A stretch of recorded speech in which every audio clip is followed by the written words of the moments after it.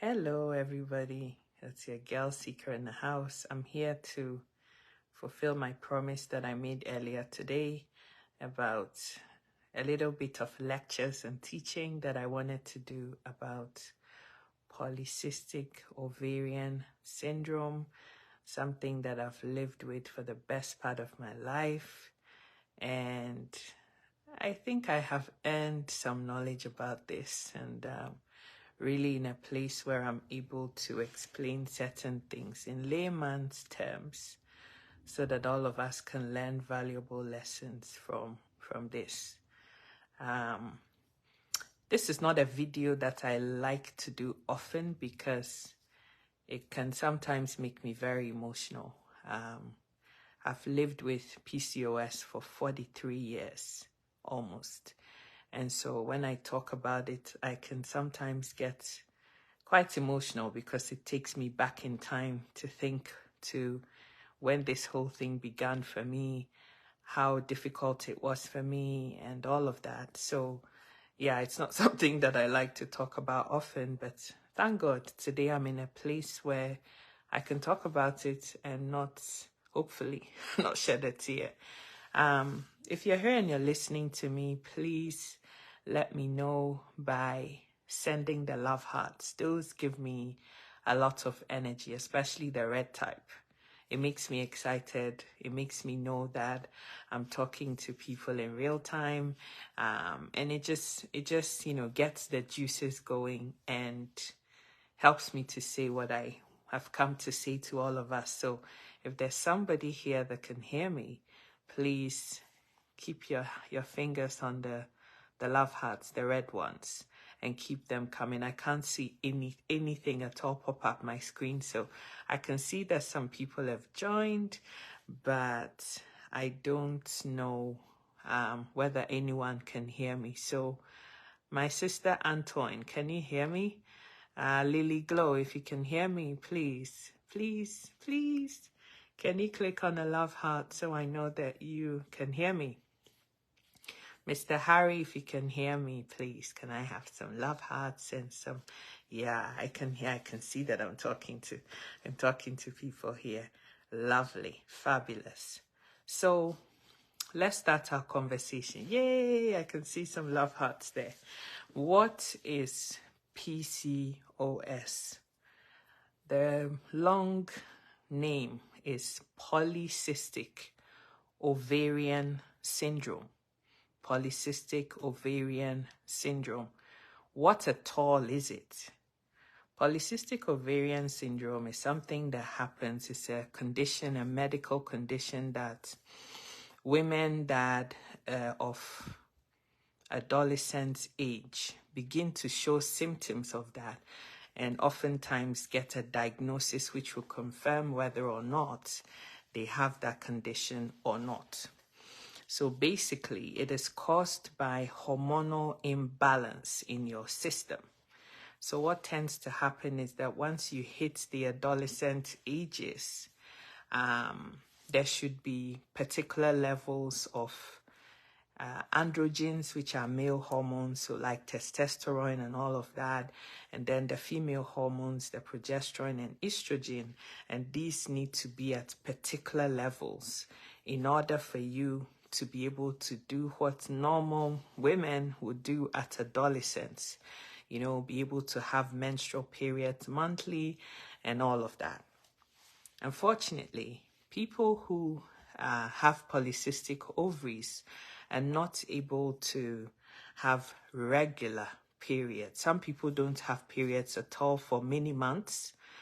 Mine started when I was 12. So when I was 12 years old, I started having periods, and then pretty much about 3-4 months in, my periods were very irregular and very erratic. I'll come to what happened to me, but I just want to explain at this point what polycystic ovaries are.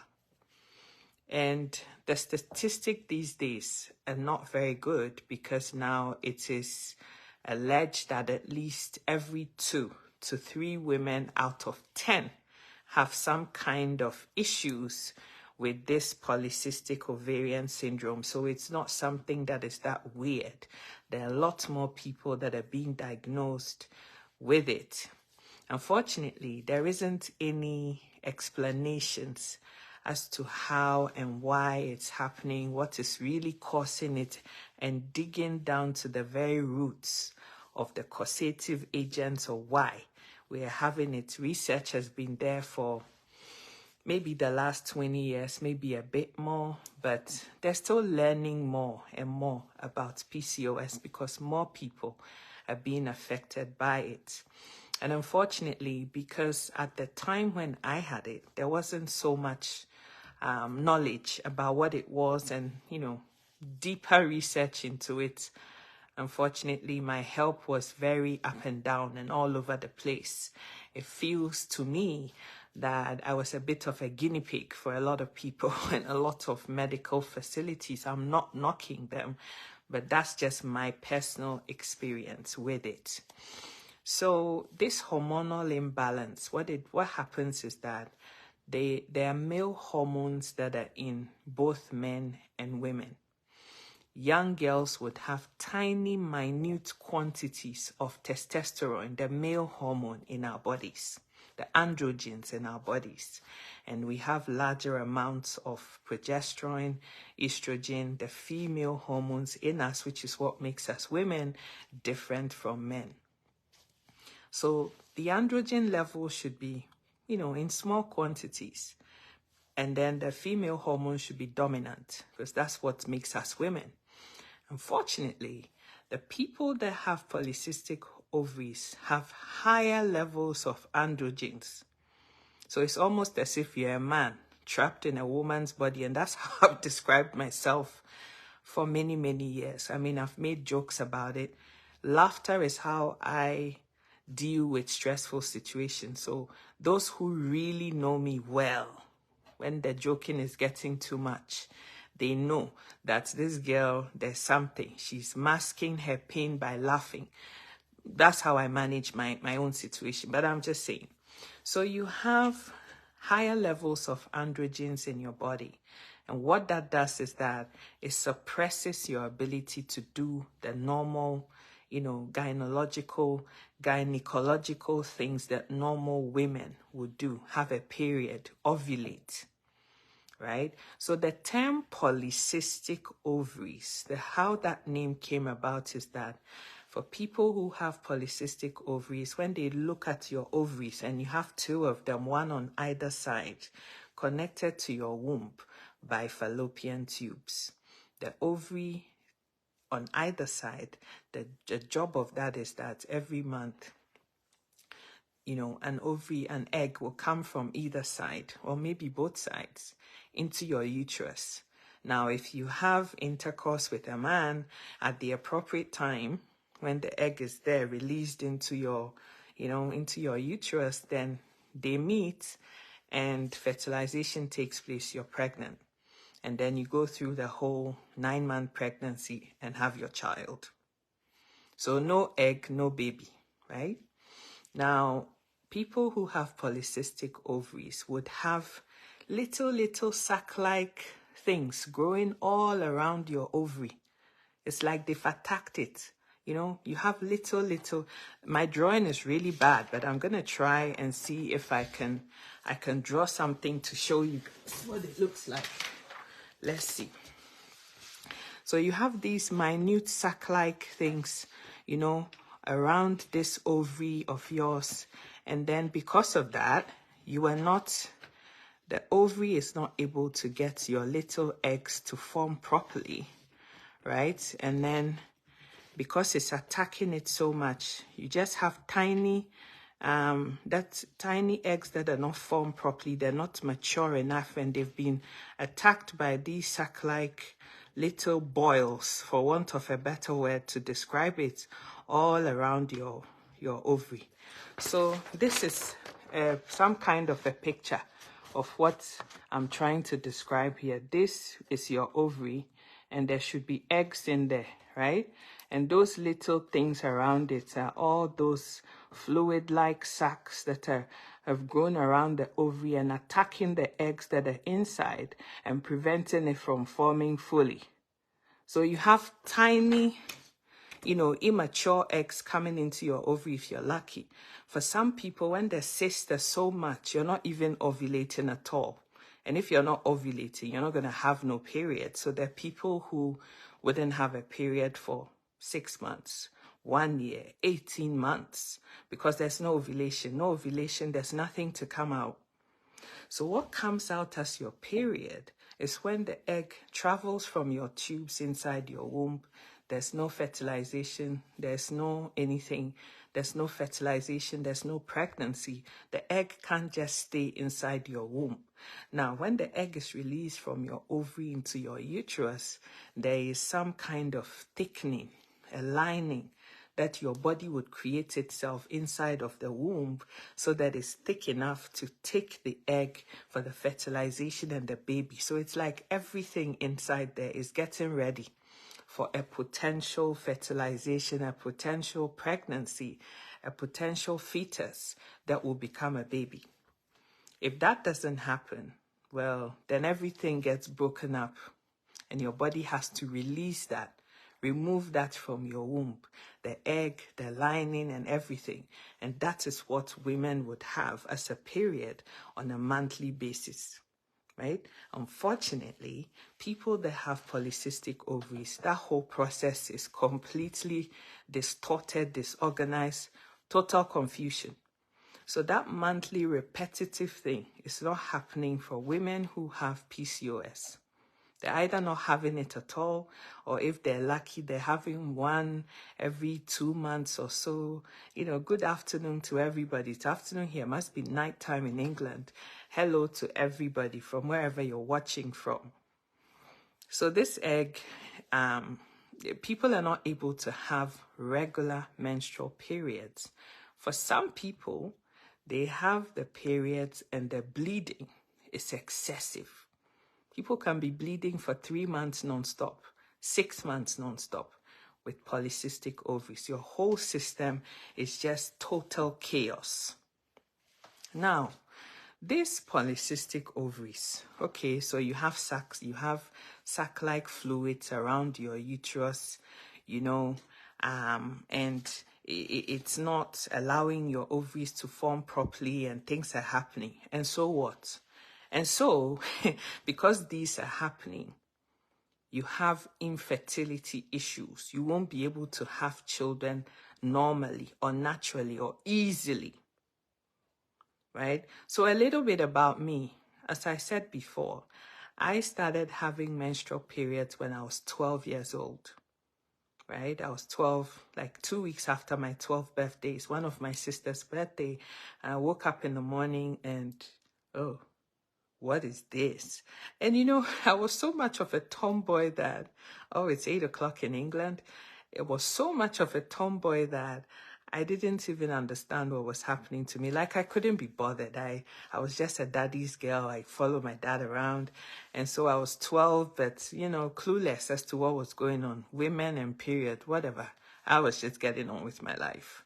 And so when I had this thing, I thought, what is happening to me? My expression was so funny. I screamed my mom's name because I saw it when I woke up out of bed, like in between my legs was very wet. I'm like, Mom, robbers broke into our house and they attacked me and now there's blood everywhere and it's hurting. My mom started laughing. She found it funny, but I didn't think it was funny at all.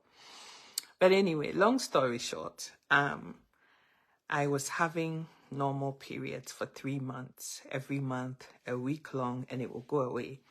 And then after, in the 4th month, Vivian, it's so funny, isn't it? In the 4th month, 3 weeks had gone by and I was still bleeding. Heavily, like heavily. I come out of the shower and it's just pouring everywhere. My mom was so scared. How can all of this be coming out of a 12-year-old? Like, where is all this blood coming from?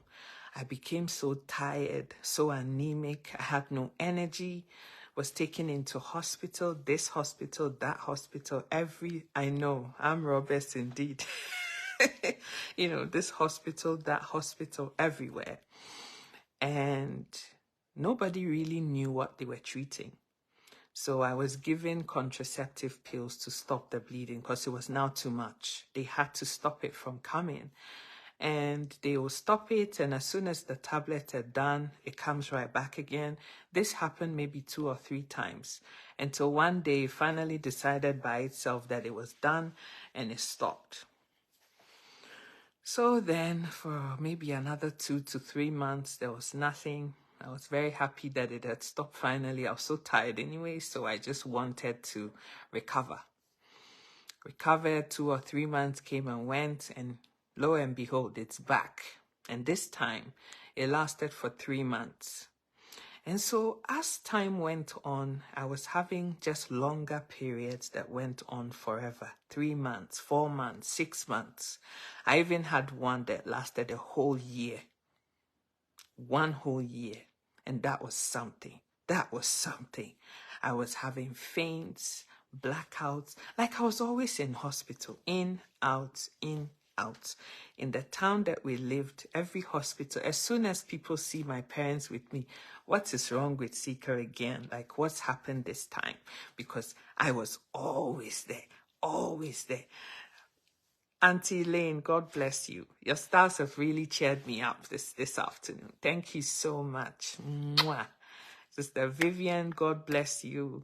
Mami, God bless you. Nana Santua, God bless everybody here. Your energy alone is keeping me going because this is a very difficult topic for me to talk about. I get very sentimental and emotional about it. It's the one thing that I hate, absolutely hate to talk about because it's been so painful for me. It's cost me everything, everything. Lynn, how are you doing? It's cost me everything. I can't have children because of it. I've had so many health challenges because of it. Like, my whole life is just upside down because of this whole issue. Big issue, right?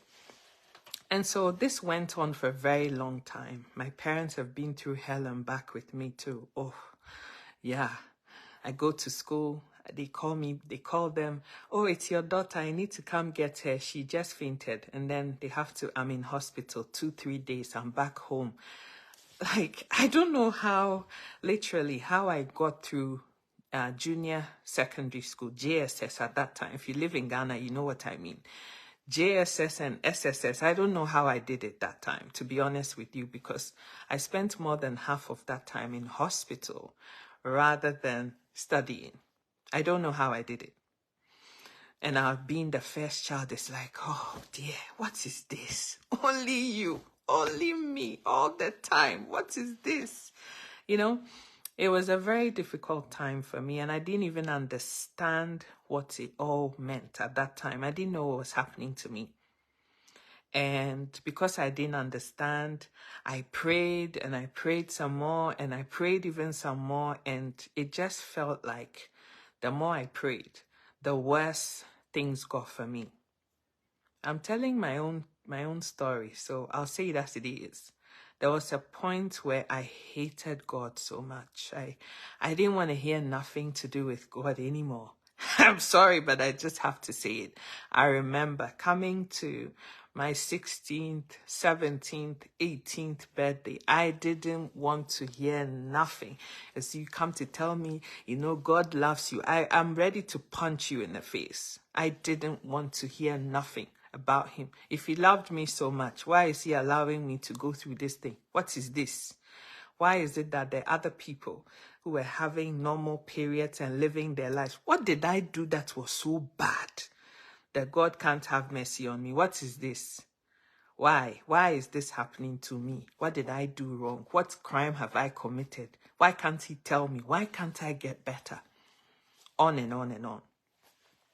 So this hormonal thing continues. Now, somebody will ask me, so all these male hormones and all of that, what does it actually do to you as a person? What are the symptoms? How does it affect you? The more of the male hormones you have, as I said before, your body is behaving like a man. It's like you're a man in a woman's body. You have boobs, you have, all the feet in living like you're a man. So I have facial hairs all over my chin. If I don't shave it for 2 or 3 days now, it will be sticking out as if I have a beard.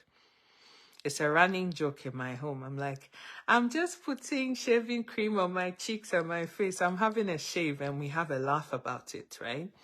I have these ones too. I'm sure you can even see some of them sticking out because I've given up. Sometimes I just ignore them. All over my lips, my chin, everywhere. My chest has hairs. My boobs have hair. Like, just hairs everywhere. I'm like, why can't I have all this hair on my head where it counts? What is all of this in all those weird places, right? But those are some of the things.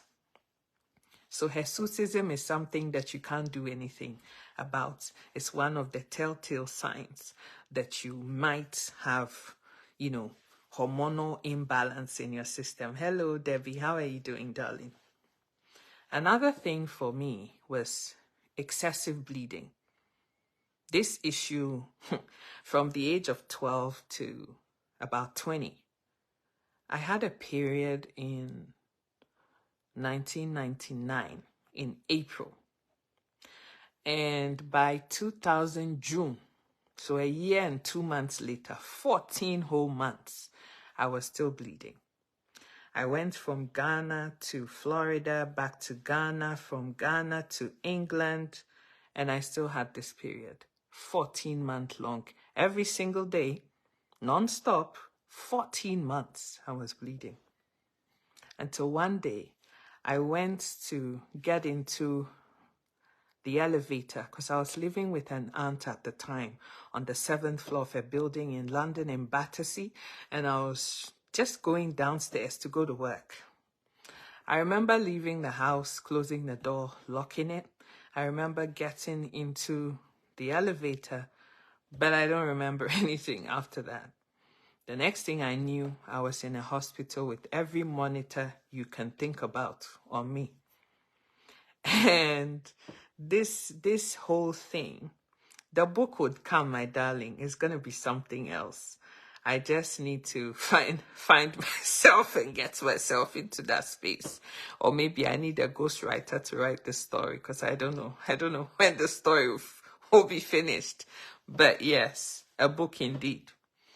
So I came out and I was in hospital. I was there for a week. They did all the tests and everything you can think about.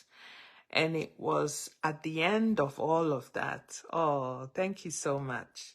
It was at the end of all of that week-long spending in the hospital that I finally found out that I had polycystic ovarian syndrome. Like finally, after 8, 9 or 7 or 9 years, 7 to 9 years was 12, it was 20. When I finally, 8 years long, I'd finally gotten a diagnosis. I have polycystic. Oh my God, at least it has a name. I'd never heard it before. I was still reading up about it and what it does and it doesn't do. So now I understood why I had the facial hairs. I understood why my periods would come for long periods of time and never stop. And I have to be on all kinds of birth control pills in order to, regulate and, bring the whole thing to some kind of a control. Now, I now also later on discovered that people who suffer with polycystic ovaries have insulin resistance. Insulin is a hormone that we have in us that helps our body to break down the food that we eat. The body would absorb what it needs, the rest of it comes out. It's excreted out of our body through pee, through sweat, and number 2. Unfortunately, because of the high build of androgens, the testosterone and all of those things inside of our bodies, the androgens also, exacerbates the levels of insulin that your body is producing in your pancreas. And it's all being released into your bloodstream and not being used up or not being used properly. Right? And that is not good for you. If you have high levels of insulin inside your body, that also creates you gaining excessive amounts of weight that is so difficult for you to shed. You see some people, they can eat a whole chicken and be like a stick. You eat just one drumstick and everybody will know you've eaten. It's so difficult and annoying. But these are all some of the symptoms that people who have polycystic ovaries would have. Weight gain. And I wish the weight was proportionate, like your boobs get bigger, your nyash gets bigger, and you're looking like a Coca-Cola shape, but no, you look like a pregnant fish. You're not pregnant, but you have 6 months belly. And everybody will be looking at you and be, are you pregnant? Oh, but is it a secret? If you're pregnant, why can't you tell everybody you're pregnant? But you know you're not pregnant. The high levels of insulin have given you pot belly. And everybody is going around asking you stupid questions that will make you angry. If you know you are pregnant, why can't you say you're pregnant? Yeah. In our community, we don't have emotional intelligence, right? We just say everything and we think it's funny. But those were some of the experiences that I had. I'd go to church, African church, and people would be saying all kinds of things that just, you come back from church and you even ask yourself, why did I even bother going to church in the first place? Just this one Sunday that I thought, let me just be good and go to church. Look at what I've come back home with, right? So there's a whole host of things. And I hope that next time, if you see somebody whose belly is getting too big, you'd either mind your business or be more, have more emotional intelligence about how you approach the whole thing. Her belly being big has nothing to do with you. If you have nothing kind to say, leave them alone, because you don't know what this person is dealing with, right? That is my advice to all of us. I know sometimes, you care about the person, but you don't know that some of the comments that you're making are actually hurting them, right? Sometimes it takes so much for somebody to muster courage to even step out. And then now your comment feels like you push them to the floor and stepped on their head. That's what it feels like, right? Maybe if you're not on the other side of the fence now, you don't understand what you've done, but that's what it is. So please, let's be more sensitive to other people's plight. You see it, you don't understand it, just keep your gob shut, because it's none of your business, right? Okay, so now let's continue. Another thing is that some people have thinning of hair. Your hair starts thinning. I have it on my hair, this part of my hair. I've been praying for it to grow. It's starting to do something, but you can see that, it's like there's a line there and there's some hair here and there's a line there. It's all over my head. It's both sides. What can I do? I have to take it like that because that is how it is.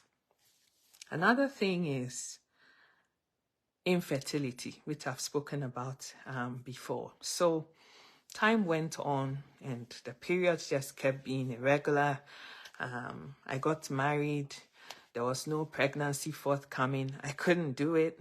And in England, before they can even consider you for IVF, you have to be a certain weight. They put you on all kinds of things. Metformin, this, that, and the other. I wasn't taking too kindly to this metformin. It was giving me really bad reactions and diarrhea. Oh, I just gave up in the end. So, I accepted my fate.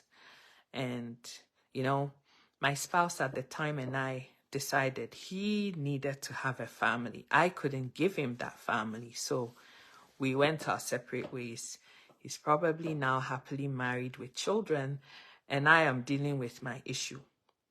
And this is something that was never a secret. He knew from day one what the problems were. Okay? Now, another thing that is becoming more apparent is that some people have skin tags. You know how you have moles that went there when you were born on your skin? Those black things. I've seen one develop around my neck. Can you see it? There, that thing there. That's a skin tag that I have. There's a few other in some places I can't show you, but those things. They're also symptoms of that. They weren't there before. I wasn't born with this. It just grown there. I'm trying to get rid of it, but it hasn't all come off yet. Like, this life is really hard. Living this polycystic ovaries life, it's not funny at all. It's not funny. It's hard.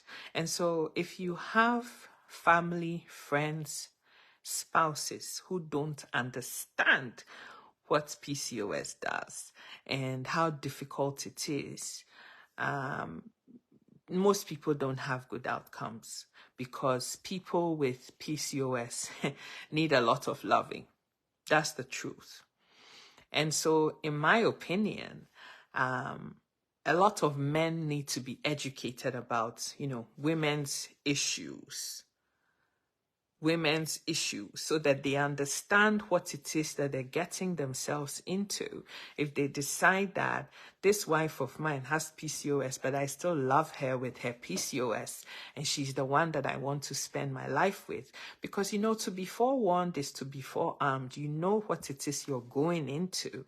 So you can build a better resistance and a coping mechanism and strategy to deal with it than not know at all and going into it cold. Some people holicize the whole thing and think that you can use, your religion and your spirituality to, override everything. But I still think that the education about what is going on also helps you to understand what it is that you're dealing with. So you know how you're better fortified to deal with the eventualities that will come in the life of your spouse when you're with her and all of that. Some of the things that I don't even know whether it's nice to say, but it's just so that people can know realistically what is happening. And you probably won't have a lot of people tell you this, what I'm about to say, but if you're married to somebody that has polycystic ovaries and you're trying for a child, there's going to be some kind of yuckiness that you must be prepared for. If you're not prepared for that, my brother, please leave my sister alone. That's the truth. Some of our brothers behave as if women's menstrual period is the most disgusting thing that has ever happened in this life. I have had sisters who have confessed to me that when they have their period, their husbands won't even sleep in the same bed with them, not to talk of touch themselves. Like, it's almost as if you are so revolting, like you're so disgusting just because you're having a period. My brother, if this is you, please leave my sister alone because you won't be able to deal with it. I have had times in married life where I would be fine. There would be nothing happening. And as soon as you guys are getting together to do what husbands and wives do at that particular time, all of a sudden, there is just this warmth and then it's oozing. What will you do, Unko? What will you do about that kind of a situation? Can you live with it or not? If you can't live with this, please, let them be. Oh, Sister Lynn says she heard about PCOS the very day she discovered the page. It's a whole education everyone needs to be aware of. Oh, my sister, I can't even begin to put it to words. It's true. And there are other hormonal things too, right? So, and they're all kind of interwoven, interconnected, and all of that. So it's very, very important that both men and women have that. What are you going to do in my shoes? If you are my husband and you see this, can you still love me? Are you going to be there? Are you going to say, I'm really sorry, baby, and stop what you're doing and be emotionally intelligent? Help me wash the bed linen and, comfort me and tell me you understand and you're sorry? Or are you going to be an absolute right, I don't know what about this situation? Because I know a lot of my brothers, they won't be very kind about this. Your grandmother must be a witch. What is this now? I can't put up with this. So this is not what I bargained for. And on and on and on and on. It's not her fault either. She didn't ask to go through that situation. It just happened. What do you want her to do? Did she ask the blood to come now? No, she didn't. It just came.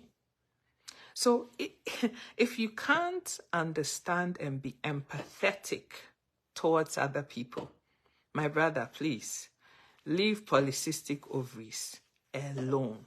Like, let it be. And my sisters, please don't keep these kinds of secrets from your proposed husband to be or whatever, so that you kind of lie to them to marry you or try to manipulate them into marrying you, and then later on discover that now wahala day, and then when they discover it now, there's so much animosity and hatred and pain. That's not what I recommend. Be honest and say it as it is. That's what I did from the very beginning. I said, hey, my brother, please, don't look at what you see outwardly. Oh, she get fine, yeah, her face down now. This is me. If you're taking me with everything. If you can't deal with it, I understand. Because I know I'm a special human being. So please, waka pass. Just go. But as a lot of us will have it, oh, it's God who does this and it's God who does that. We can cope. And then when you're actually faced with the actual reality of the situation, you realize that it's not that easy. So you walk, right? So please, I am here to tell me, I'll keep talking about this issue over and over and over again till everybody has understood it. And I don't have any qualms about it at all. Sometimes the bleeding is with clots. So when you were doing mama and papa, it's kind of went to poke something. And that something has now bled. And clots have also come out as part of the bleeding. My brother, can you live? How will you cope with that situation? Will you be loving to your wife? Would you have a motivational or inspirational or uplifting message to tell your wife at that time? Or are you going to think about the coming that you didn't come? The annoyance of the coming that you didn't come. Is that going to be at the forefront of your mind? And so you're going to be spewing anger and frustration instead of loving and caring for somebody who never asked to be born like that, but has unfortunately had this situation. How are you going to deal with it? If you're not matured enough, marriage is not for you. Dealing with polycystic ovaries is not for you. If you don't have an open mind about life, Sister Lynn, you know me now. You know me on my big mouth. I just say it as it is. If you can't deal with coming, if you can't deal with keeping your coming and your blue balls to yourself, and managing that one and saying sorry to your wife and holding her and telling her, it's going to be all right, darling. I'm so sorry. Let's pray about it together, or whatever it is you have to say. My brother, please, that woman is not for you. Just leave her alone so that she can deal with her sorrows by herself. So that's another thing. And infertility on its own is a topic that I will talk about at another time, because there's so much I have to say about it. And I'm still dealing and coming to terms with the fact that somebody very close lost their lives recently because, how we are about people not being able to have children. And some people just can't deal with the pressure. So they will do it regardless. No matter what, I must to have this child. And that has sent a sister to an early grave because, the pressure was just too much. Sister Laura, God bless you. Thank you so much. Mwah. It's making me very emotional right now because people who can't have children never asked that they didn't want to have children. It's happened. It's life. We all have something, right? And unfortunately, in our culture, us as people that look like me, we are not very empathetic. You know how people say, oh, Africans are the most nicest people. They are the most hospitable people. I'm sorry, but that's not been my experience. I just have to say it as it is. That's the truth. when it comes to emotional intelligence, the people that look like me, we don't do very well at that. The exclamation, the way we would react, it's as if you've committed a crime because you have an illness. The people that show compassion to people who have issues, they don't look like me. They don't have this skin tone. That's the truth. So please, emotional intelligence, being empathetic is very much needed in this situation. And there's a reason why. One of the symptoms of PCOS is mood swings. It's a very emotional time. You don't even understand what is happening inside of you. Sometimes you're crying. I remember growing up, sometimes I can cry for half an hour and I don't even know why I'm crying. Like, I'll just remember something and it will make me so, like so disheartened completely that nothing would be consoling. I just have to let it out. And then half an hour later, when I sit down and think about it myself, I'm like, yeah, that was sad, but that was a bit overreacting. Like, why did I cry about that? I don't understand. Sometimes you're angry for no reason, like some little thing that maybe shouldn't get you worked up. You're so pissed off about that thing that, something is happening to you. You can't explain it, but it is what it is. And so please, like I said, people with PCOS need tender love and care. If you can't do that, just leave them alone. It's as simple as that. Just let them be. And for me right now, I choose peace of mind over everything. Everything. Anyone, anything that doesn't give me peace of mind, I ain't interested. Because I'm dealing with so much every day. Sometimes even having the zeal to get out of bed can be hard. It can be very difficult when you have this issue. I have dealt with all kinds of roller coaster of emotions because I always dreamt growing up that I was going to be a mom. I was going to have 2 kids. I was going to have 1 boy. I was going to have 1 girl. And now here I am in my 40s. I can't have children.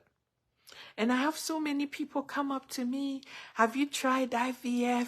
Oh, you should speak to Dr. So and so. And I know this person who has allowed people to have twins and triplets. And I think you should go speak to them. My sister, I'm 43. I've had this for 31 years.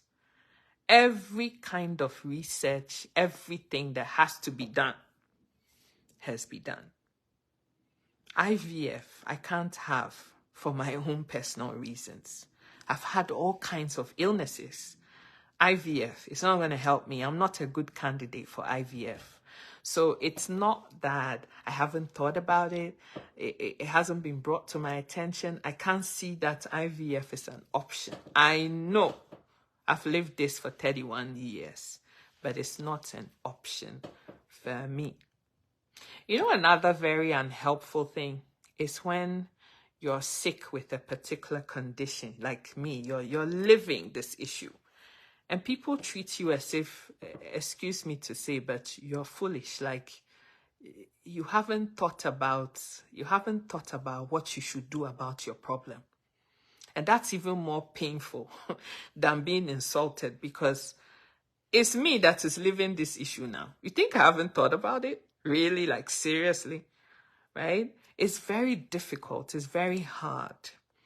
And what I love about my Caucasian sisters and brothers is that even when they don't understand what's happening, they don't talk too much. Oh, I'm so sorry, darling. I'm really sorry. Is there anything I can do to help you? And that's about all they can say. And if you want to talk about it, they're there to listen. But if you've got nothing to say, it's fine too. But these oversabi brothers and sisters of mine that are pretending that we care, you're asking questions not because, so that you have something to mock people and laugh about, laugh at people about. It's not funny. It's not. It's very painful. this whole thing. Now, fibroids, another thing that you have with excessive periods and all of that. I've said it quite a few times that I've had 17 incisions on my body. If you haven't heard me say that, then maybe this is your first time on this platform. 17 of them. And I can tell you on good authority that half of those have to do with this issue we're talking about today. It's why it's so emotional for me. Today, there is this polyp here that has to come out. Tomorrow, there is something there that is bleeding. The next day, there's fibroid here that has to come out. Like, I've been prodded and poked and everything you can think about. It hurts. And so, when somebody is going through a situation, believe you me, they have done everything that they can humanly possibly do about it. Thank you so much, Sister Lynn. I'm trying to do the best. Like 3 years ago when I started social media, I hadn't truly come to terms with this issue. So it hurt like something. Every time I talked about it, I would cry. And after the video for 2 days, I just didn't want to talk to anybody. Right now, I'm like, hey, this is it. Take it or leave it. This is my life now. If you don't like me, it's fine. If you love me, it's fine. Either way, I'm living my life. There's nothing I can do about it. God knows about it. I've cried to him enough. Let him do what he wants to do. Me, I'm living my life. That's just it. So now we've talked about what this condition is, what it does, what the symptoms are. How do you get tested for PCOS? How do you even know that you have PCOS? The first thing is that, and this is my advice to everybody. If you have a niece, a daughter, or maybe you yourself, you're young and you're listening to me right now, because I'm assuming that most of the people that are listening to me are on the 4th floor, 3rd floor, 5th floor of their lives that are listening. But who knows? There might be younger people listening to me too. Everybody that is listening to me that is having irregular periods, like periods are supposed to come between every 28 to 35-ish kind of days, maybe a bit less for some people, a bit more for other people, but around that sort of time, you should be having continuous periods. If it's not happening, it's not normal, darling, and you need to have it checked and looked at. Some of us are so afraid. We think going to your medical practitioner is some kind of a death sentence. It's not. It's having the information and to be forewarned and armed with the information helps you to do something about it. Avoiding them, living in denial, pretending it's not happening, that's not a very prudent or wise way to live. It's better for you to go and be checked out so that if there's something wrong, that something can be dealt with. My sisters, please, don't bury your head in the sand. Oh, it didn't come last month. It didn't come 3 months ago. Oh, let me just leave it. No, go and get tested out so that you can be checked out and whatever is wrong with you can be dealt with. There's no shame in owning up and knowing that you have an issue. We all have different issues. Yours may not be illness, it may be something else, but we all have challenges that we're dealing with. So please. So you go to the medical facility now, they may send you to go and have an ultrasound in the first place done. The ultrasound is looking inside of you and taking pictures of your ovary, your uterus, and the eggs that are coming out of it to see what is going on there. They may also check the fallopian tubes just to see, is there any blockage? Is there anything happening? And all of those things is something that's going to help you be able to deduce what is going on. My sister Honey, I've done the crying for years now, and this time it's not for crying anymore. This time it's just thanking God for life. Because some people have just one incision and they've died. Me, I've had 17 and I'm still here. God has been good to me. 4th floor and some, God has been good to me. That's the truth. So, you go and get these tests done and they look at the ovary itself. Those things that I drew, my very horrible drawing. It is the ultrasound that is going to show what is going on. These things, whether they're present on the ovary. The ovary is the big sac there, and there are normally eggs inside of them, and one of those gets released, every month into your womb, and then all that happens. So it's the ultrasound that's going to show what is going on. And this is not to say this is how it looks, but this is just my own interpretation of what's going on. Yeah. And then, be able to see what is happening to your uterus or the womb itself and what needs to happen, your cervix and all of that.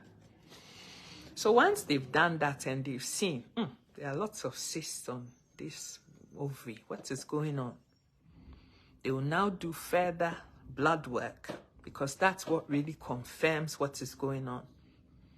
The blood work will check your hormonal level, so your androgens, those testosterone, the male hormones and all of that, and then the progesterone, the estrogen, prolactin, like all kinds of things. And there are different names for these tests. LH, FSH, and all kinds of things will be done. When they get those results back, they have ranges. People who are normal or don't have PCOS have a different range from people who have polycystic ovaries. And that's just confirmation about what is going on. Your insulin levels may also be looked at, progesterone, your cholesterol levels, and your blood pressure. All of these things will be checked. Now, once you've been diagnosed with polycystic ovaries, unfortunately, medically, right now as we're speaking, there's no cure for polycystic ovaries. All it is management. How can you manage this condition so that you have the best life that you can possibly have? There are some people who have polycystic ovaries who have been able to get married or have children and live their lives. Some people don't even really know that they have the condition because there are varying strains and degrees to the severity of your PCOS. Some people have it mildly. Some people just have facial hairs, that's all. Some people just have irregular periods, that's all. And some people just have their whole shebang of things going on, like me. You have everything.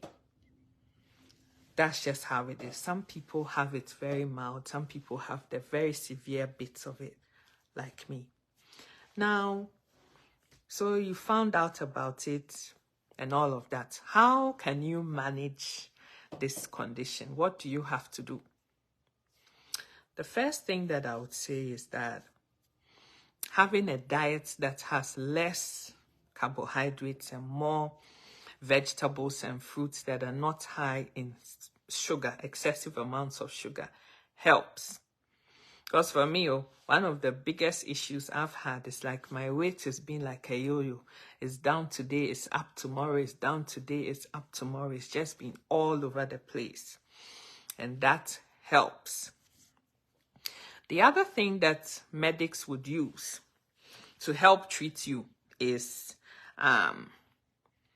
hormonal therapy. Like they give you contraceptive tablets to allow you to control or better manage your period so that you're having one more regularly. At least they would say every 2 to 3 months, depending on your age, you have to have periods. Because when you're not, research has shown that people who are not having regular periods can develop ovarian cancers and all kinds of things growing up. And so doctors are very particular about you being able to shed some of all of that thing that is inside your womb on a regular basis. And so they may give you contraceptive tablets to regulate and control your periods. But the thing is, don't forget that with everything, that you're taking, there are always side effects. Birth pills, a lot of the times, will help you regulate your periods, but on the flip side, depending on what it is, people put on more weight. It's like robbing Peter to pay Paul. You're trying to deal with one condition and you're selling one condition to have another condition. Like, it's very difficult, very hard. But that's what happens to a lot of people. Definitely me, because I've had a lot of things. I've had those 3 monthly jabs, and I put on so much weight after 18 months on that thing. I couldn't even recognize myself anymore. It was the worst thing for me. And I've still been battling with weight issues ever since then. So I'm not a medic, but I would say do more research on that if that's what you decide to do. And those things that they put inside your arm and all of those things are for birth control things. Hello, Pastor P. How are you? I would watch all of that before I do that, because I had the 3 monthly jabs and it didn't do me a lot of good at all. I wouldn't advise anybody to do that without really fully understanding the ramifications of that first, if that's what you want to do. But definitely having regular periods is helpful. It's something that has to happen so that you can keep the C word and all of the things that come with that at bay. The other thing as well is, some kind of physical activity, I don't care what it is better. My mom always says that the body was made for motion. And it's true. That's why we have legs. It's supposed to be used to walk. So when you're stuck in the same place and you're having all this body build up, the fluid. I'm very fine, Pastor P. I've become a stranded American by force. I want to go back to Britain. I want to go back to Canada and just be by myself. I'm stuck in this Texas place with a lot of maniacs and crazy people driving like they've lost their minds and they're on some kind of drug. I want to go home. Yeah, but I'm fine, Pastor P. Right? So those things you need to look into before you decide what works best for you. Now, they also use things like diabetic medication, metformin and all of those things. I've had adverse reactions to that thing. Don't like it.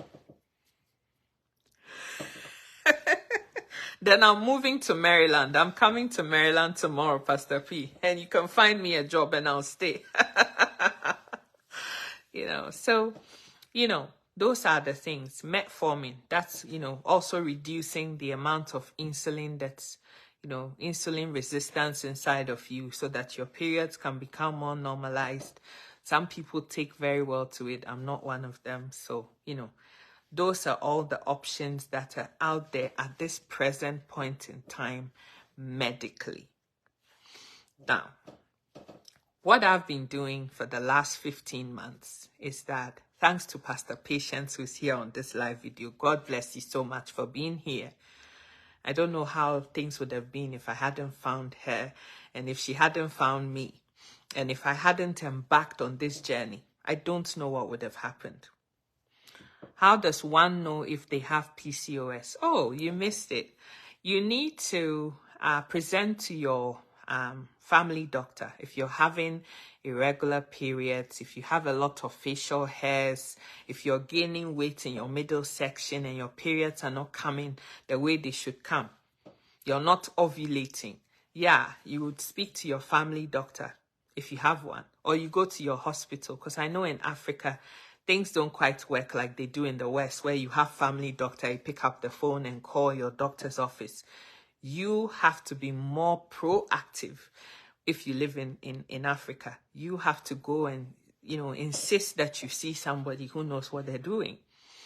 And when you go, you're talking about how your periods are not consistent and all of that. And any gynecologist who is worth their salt We'll send you for an ultrasound and also get this blood work done, because that's what's going to determine whether, yes, you have polycystic ovaries or no, you don't.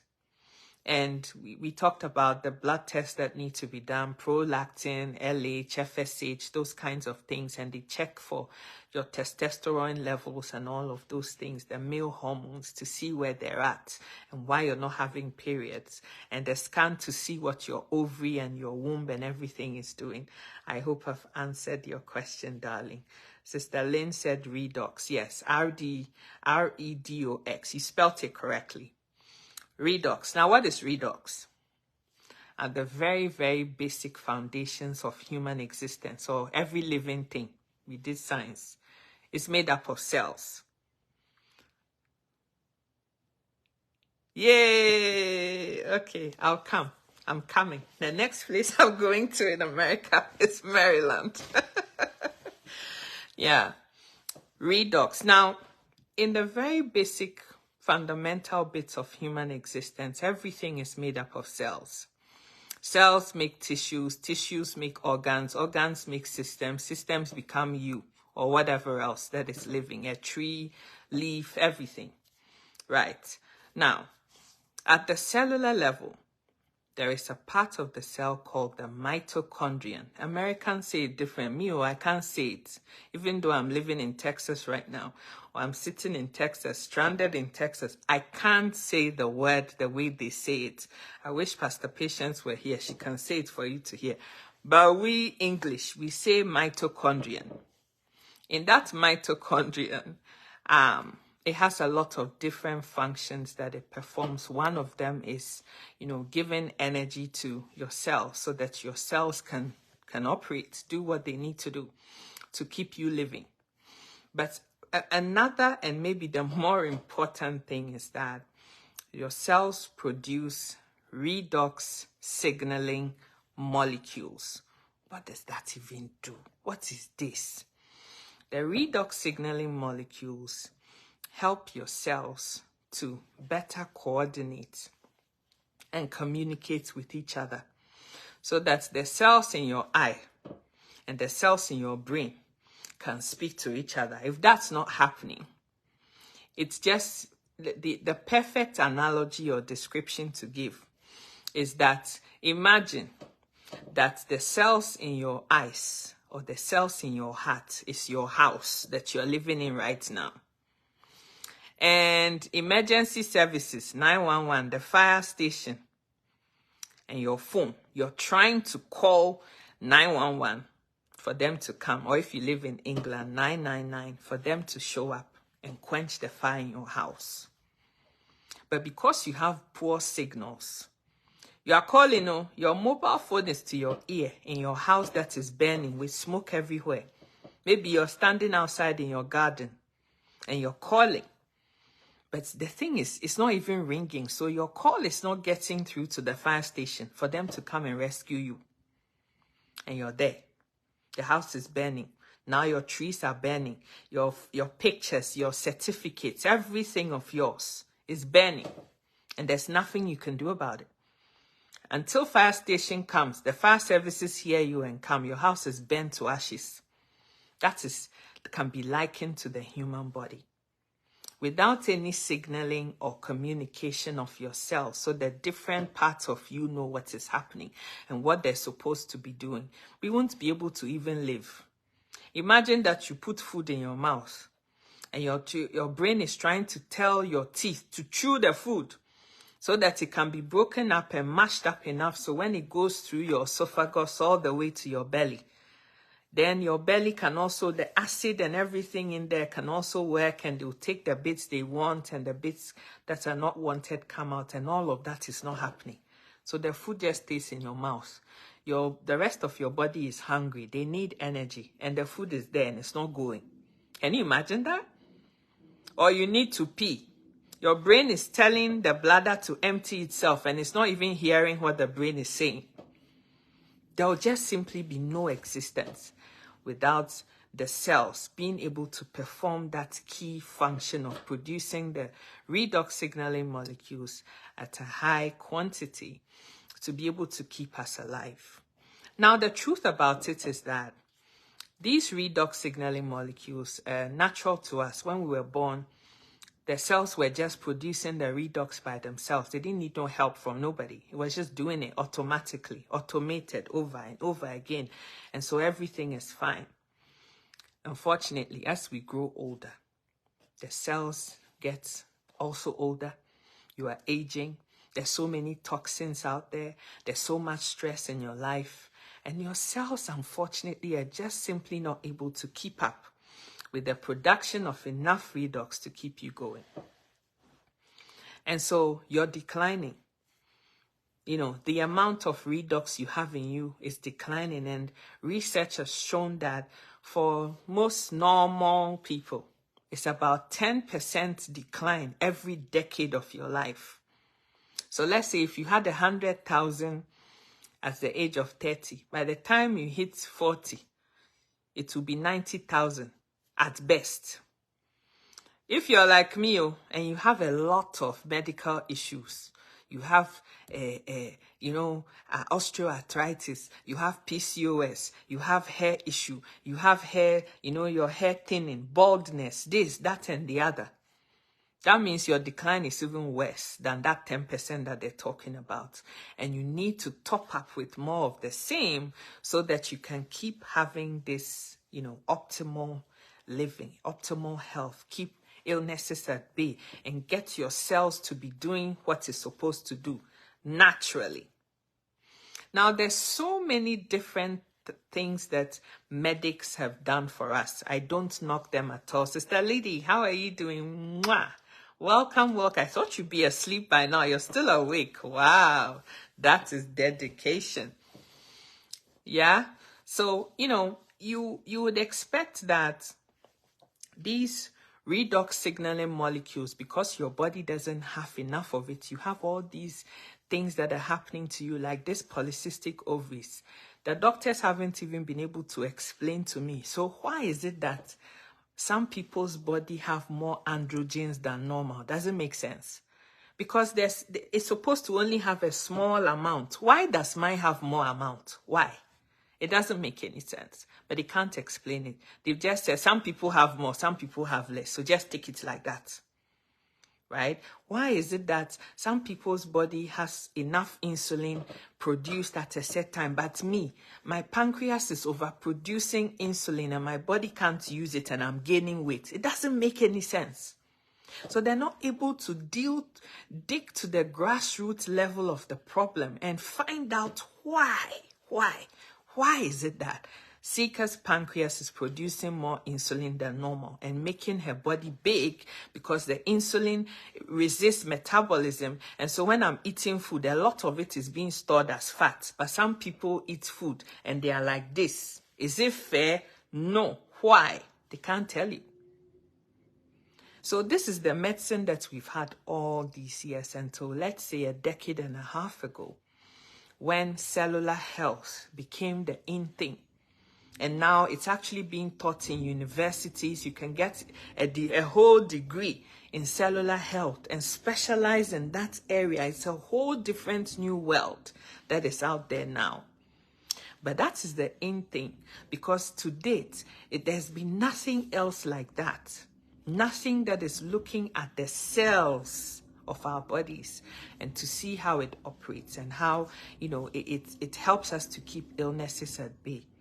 If our foundations are cells, it's important that we understand the cells and what they're doing so that we can treat illnesses and find out why things are happening at that grassroots level. But unfortunately, that till recently hasn't happened. Oh, thank you so much. I'm learning from the best teacher, Pastor Fish. I'm learning from you. I learned so much from you. Thank you so much for being here. Mwah, mwah, mwah, mwah. Thank you so much. Right? So this is all happening to you. You have an illness. They can't even tell you. Why is my leg hurting? Some people have plantar fasciitis. Some people are born with genetic issues. But why? What is it in the genes, in the cells? Why is it happening? They can't tell you. So they're just treating symptoms. They give you painkiller. They give you metformin. They give you high blood pressure medication just to mask and treat symptoms, not the illness itself and why it is happening to us. And that seems to be a more logical way, because if you know why from the very foundation, you can treat it and deal with the whole issue at once. This is what cellular health is doing. Now, this redox was being made inside of us. And the thing is, when the redox is made, it gets used right away. It has to be used right away. Please share the video. Please send love hearts. I'm not seeing no love hearts anymore. Hey, and there's 67 people here. Imagine if everybody shared this video. How amazing it would be. Yay, I'm seeing love hearts now. Yay. I'm so excited. Right? So, imagine if all of that was happening. How different our world would be if we dig to the very foundations of our issues and dealt with them. This is what redox is doing. Now, redox needs to be used immediately when it's made by our cells. So now there was a big conundrum. How can we make redox outside of human existence so that people will be able to ingest that, and be able to top up the redox with more of the same? Some scientists went to look into it. They got some redox signaling molecules and they managed to produce the same redox. Oh, hallelujah. Nice. Now, how do we stabilize it? Because as I said, it has to be used right away, or it gets broken down into something else that can't be used. It's not the same thing anymore. It has to be used immediately inside of us when we produce it. So the scientists have made this redox. It's a big breakthrough, but how do you stabilize it and keep it in that redox form for a shelf life so that people can have it? Thanks be to God, and God being so good. The company that Pastor Patience works for, she's a cellular health coach. That's why I love her so much, or one of the many reasons why I love her so much, because she's helped me a lot. And this company that she works with, that company, have been the only one in this whole big world of ours that have been able to stabilize redox into a bottle that has a shelf life that we can take, and it will help us, right, be able to top up with the redox signaling molecule so we have enough inside of us than what we've been able to produce by ourselves because of the aging cells that we have, so that we can continue to have optimal health. One company, one and one alone. So this is like a scientific breakthrough, a revolutionary scientific breakthrough. This product is a scientific biotech product. So it doesn't have any, what is that? It doesn't have any foreign things in it.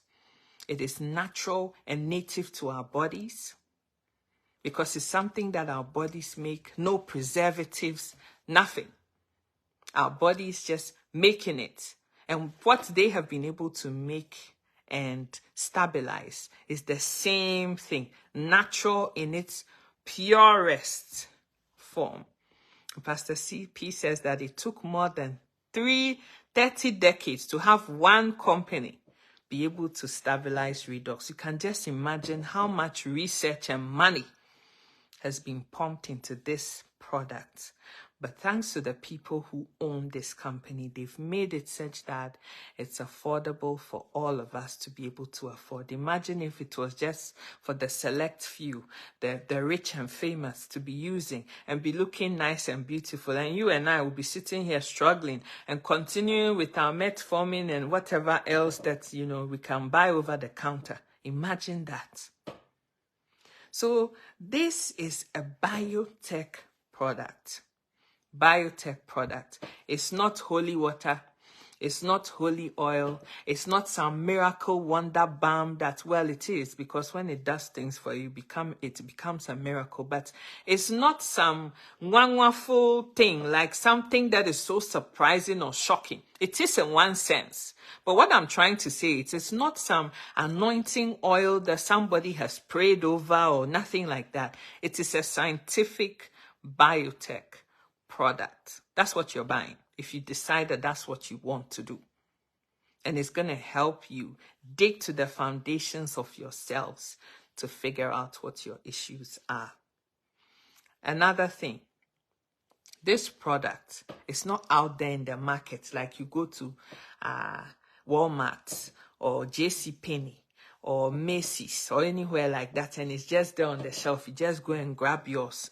Doesn't work like that. And there's 2 reasons for that. Once they put it out there, other people will try to clone it and make other things that are not that thing.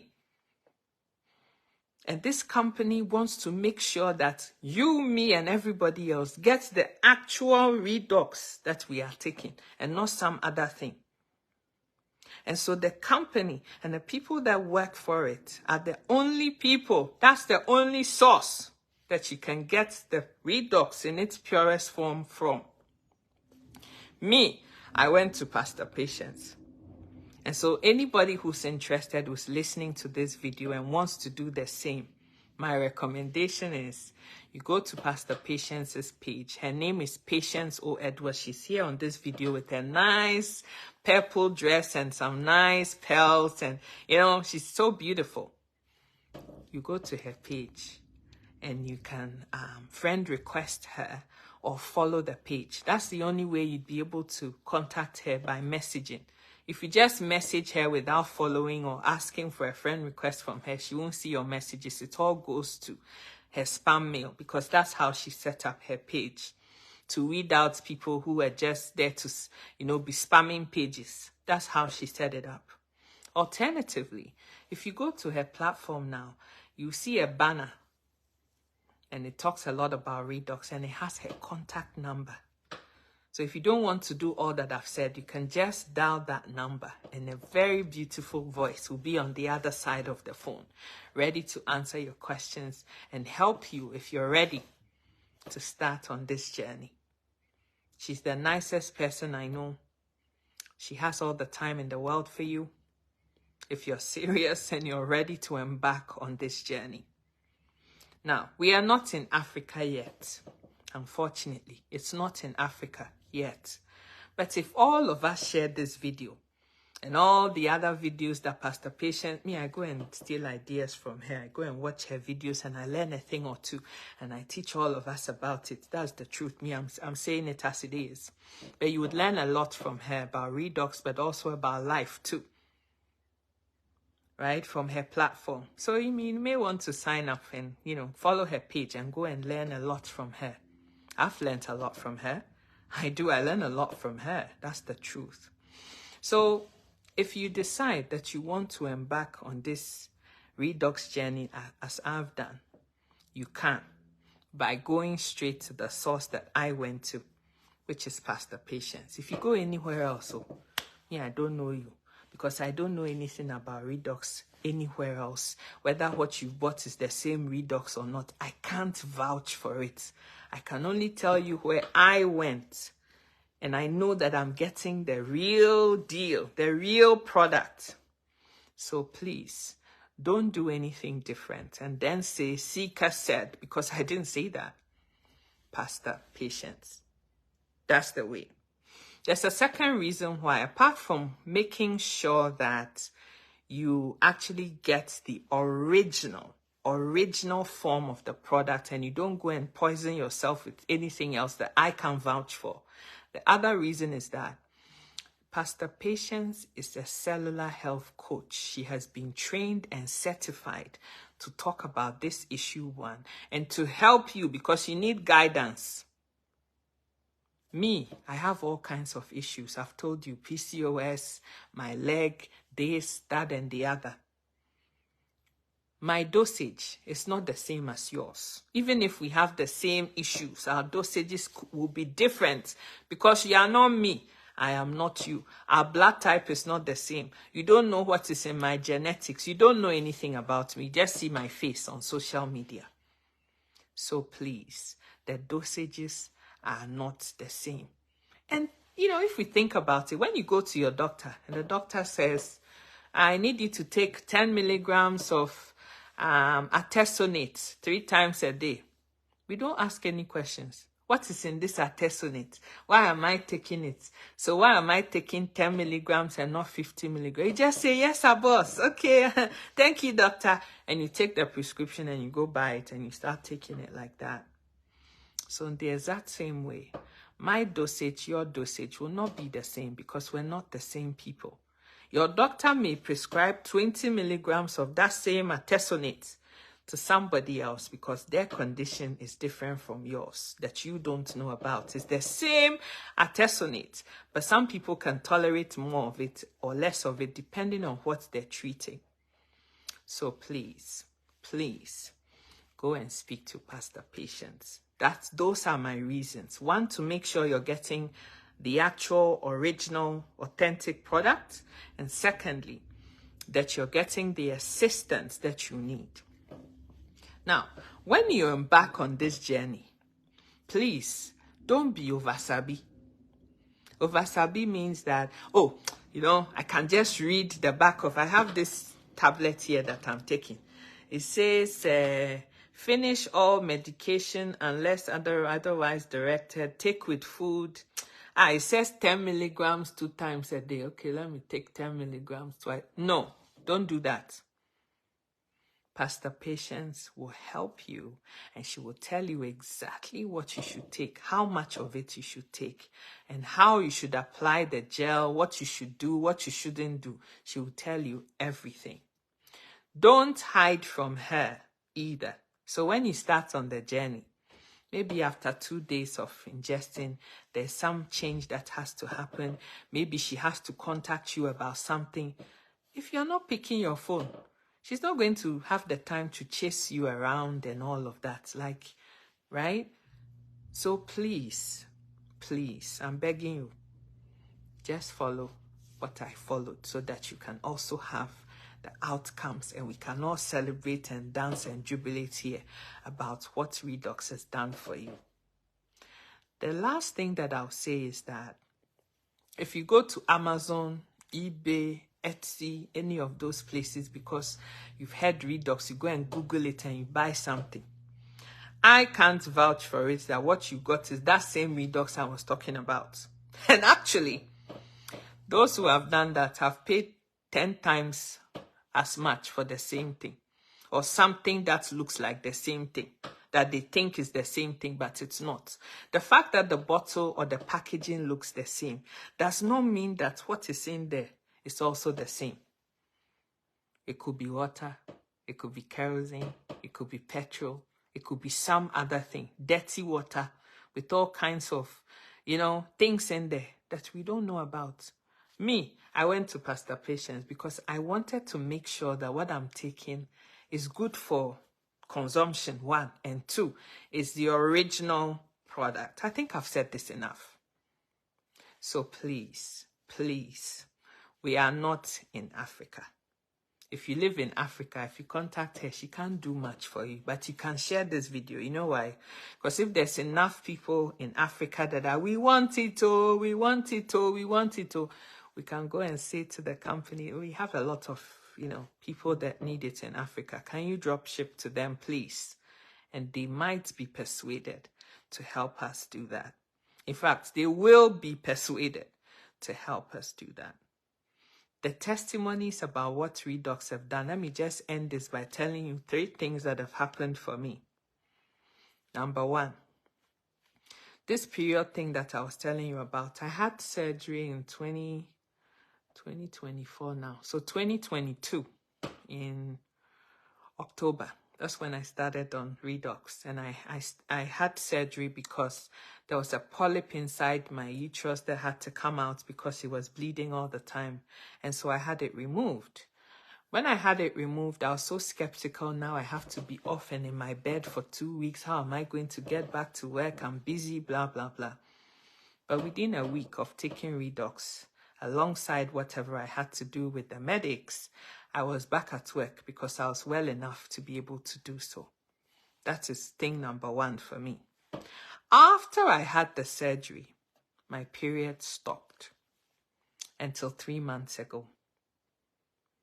Little by little, my body was healing. The redox was redoxing in my body and things were happening. We're in January. So October, November, December, now January. Every single 28 days without fail, my periods come.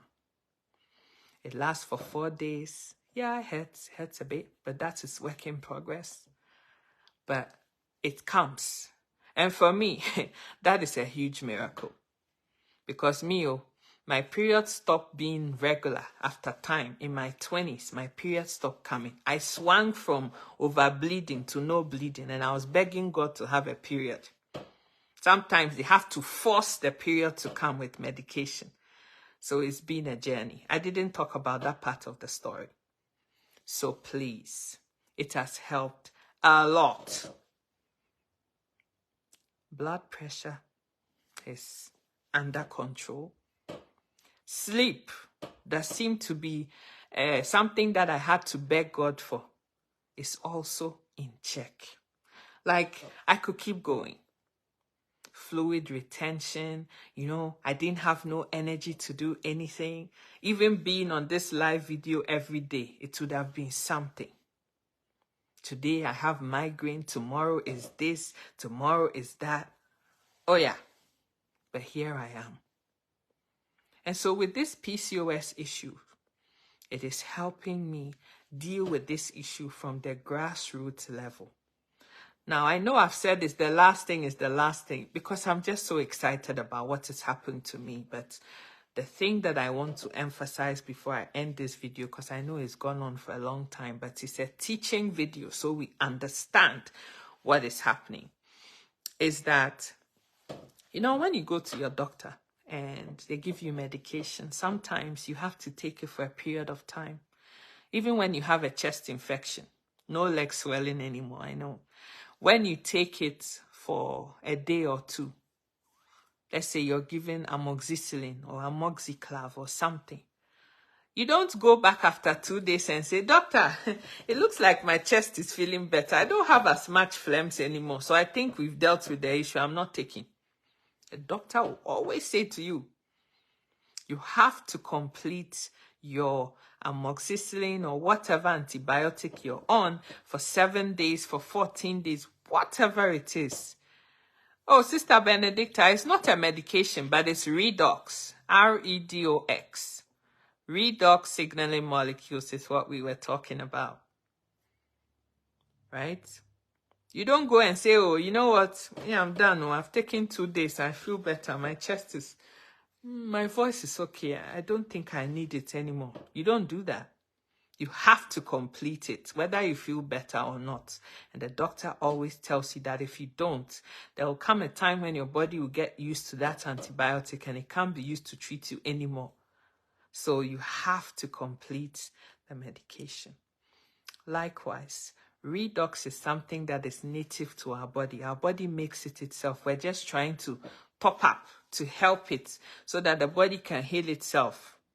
So there's nothing harmful about it. It's not a medication. It's not a vitamin. It's not an exotic food drink. It's not a health supplement. It's none of those things. It's not like you have to take it only one time and then you're done. This is something you need to be doing continuously so that the levels that you need are managed and maintained all the time. So you take it for 2 days, baby dosage for 2 days, and you expect that you should be fine. And then you stop taking it. How are you going to, see the things that I am only beginning to see? I've been on it for 15 months and I ain't stopping. Because I want my levels to always be like this, like a reservoir with water in it. People are fetching, some is coming back, it's fetching. And if they don't keep topping up and people keep fetching out of it, how will I ever have enough? So you fetch, you put more back. The people fetch, you pour back into it. That is what our body is doing. So this is something that is an investment that you're making in yourself for you. You cannot expect that you take this thing for 1 week and suddenly all your issues have been dealt with. It doesn't work like that, darling. And it doesn't work like that anywhere. You have high blood pressure. Your doctor has told you be on it for life. You've accepted that one. And you've been taking blood pressure medication for the last 15 years. You know, it's kind of like sometimes it manages, sometimes it doesn't. But you're happy with that one. You're not complaining. But when you've been told that you have to, something that is natural that your body knows already, doesn't have to go through no processes of breaking down. It is what it is. It already knows it and it's breaking it down and it's going to work for you. You take it for 2 days. Why am I not seeing anything? Pastor Patience saw a reaction in the positive light within a day of taking hers. Maybe it took me longer before I saw something. Doesn't mean that it doesn't work. No.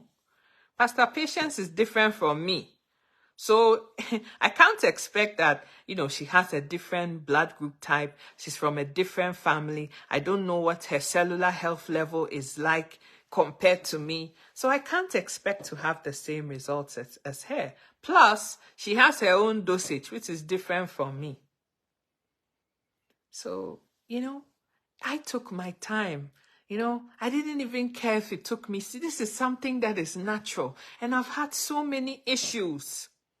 So I understood that it was going to be time.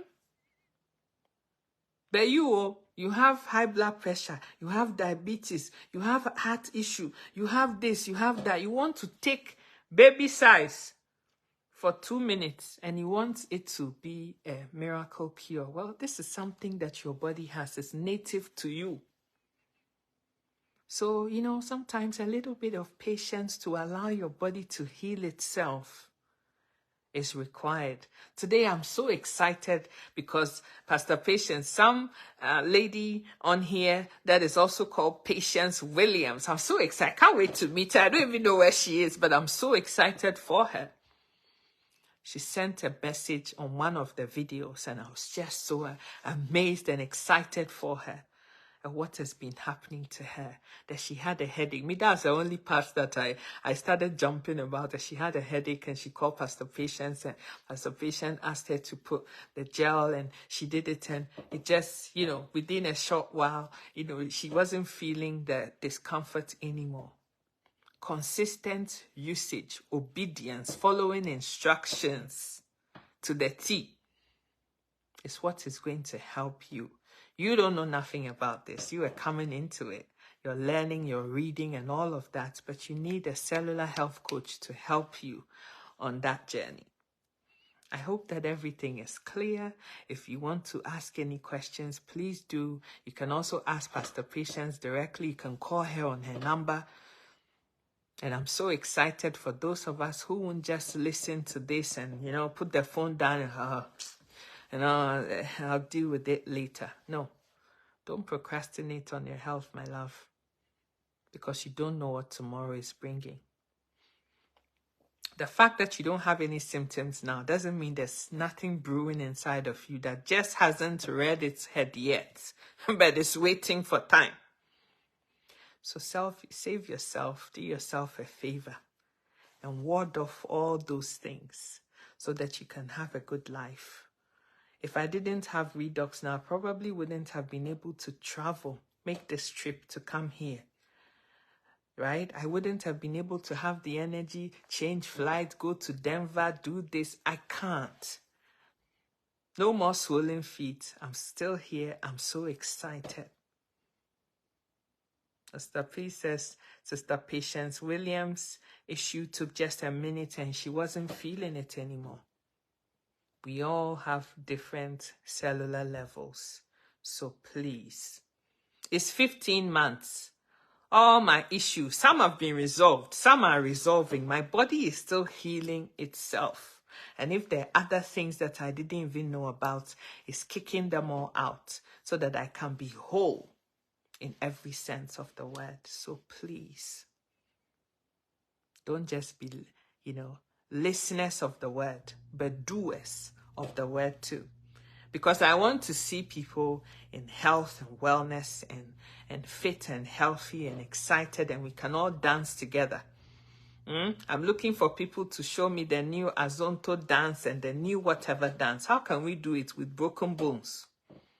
So please, a word to the wise is enough. Thank you so much for your time, for listening. Pastor Patience, thank you so much. You put the website and everything on there. You have everything that you need. She's in Texas. Oh, where? Oh, Houston is a whole 5-hour journey. I hope that's not where she is. Or Dallas, I don't know. But a word to the wise is enough. And that's been my journey with PCOS. Thank you so much for making this video as exciting as possible and keeping the emotions at bay. As soon as my voice changes, you know that it's coming. But you made it exciting. Your love hearts, all your lovely messages, all the things that you wrote helped this video to land safely without any catastrophes happening along the way. No seeker crying. My face and crying don't go very well together at all. It's not nice. So I'm happy that I was able to keep a handle on my emotions. Now I'm being silly. But yeah, thank you so much for watching, for listening, and for being here. Please share this video. Please share this video.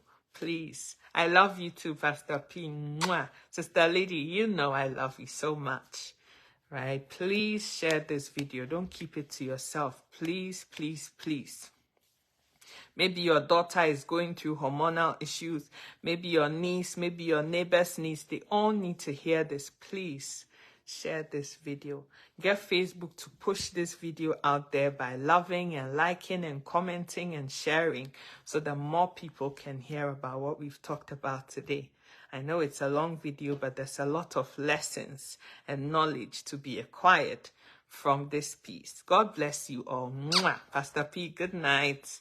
Smart, Sister Lady, Mr. Lawrence, Owusu, everybody. God bless you all. Sister Donna, Eunice, I love you all so much. Thank you for watching. Mwah.